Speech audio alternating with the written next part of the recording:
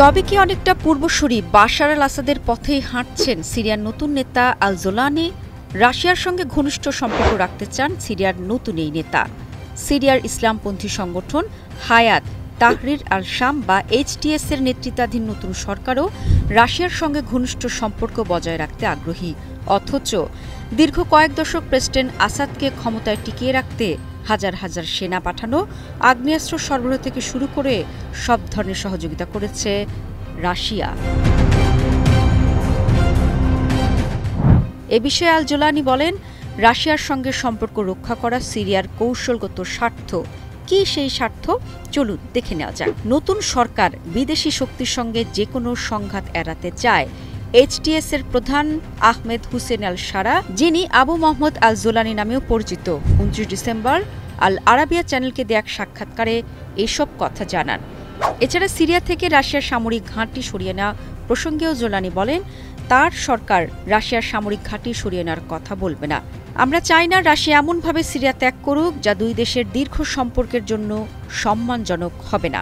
নিশ্চয়ই জানেন, সিরিয়ার বিদ্রোহী গোষ্ঠীগুলোর রাজধানী দামাস্কাসের নিয়ন্ত্রণ নেওয়ার পর সাবেক প্রেসিডেন্ট বাশার আল আসাদ পদত্যাগ করেন। এরপর রুশ সামরিক ঘাঁটিগুলোর ভবিষ্যৎ নিয়ে নানা প্রশ্ন ওঠে। রাশিয়া বর্তমানে সিরিয়ার ভূমধ্যসাগরীয় উপকূলে অবস্থিত খামেইমিম বিমান ঘাঁটি এবং তরতুস নৌঘাঁটি পরিচালনা করছে।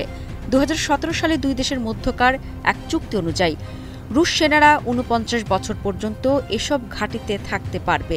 কিছুদিন আগে ক্রেমলিনের মুখপাত্র দিমিত্রি পেসকভ বলেছিলেন, মস্কো সিরিয়ার পরিস্থিতি নিয়ন্ত্রণে থাকা শক্তিগুলোর সঙ্গে যোগাযোগ বজায় রাখছে এবং সবকিছু আলোচনার মাধ্যমেই সমাধান হবে।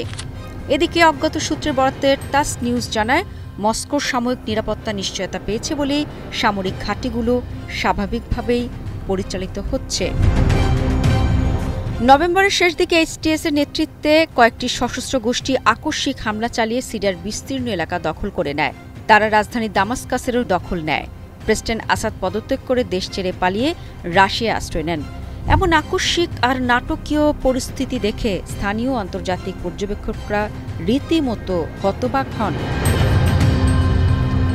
সিরিয়া সরকার এক অর্থে রাশিয়ার হাতের পুতুলে ছিল এতদিন, কিন্তু সাম্প্রতিক নাটকীয় পরিস্থিতি আর নতুন নেতৃত্ব আসার পরও সিরিয়ার মাথার উপর থেকে সরানো যাচ্ছে না রাশিয়ার সেই পুরনো ছত্রছায়া।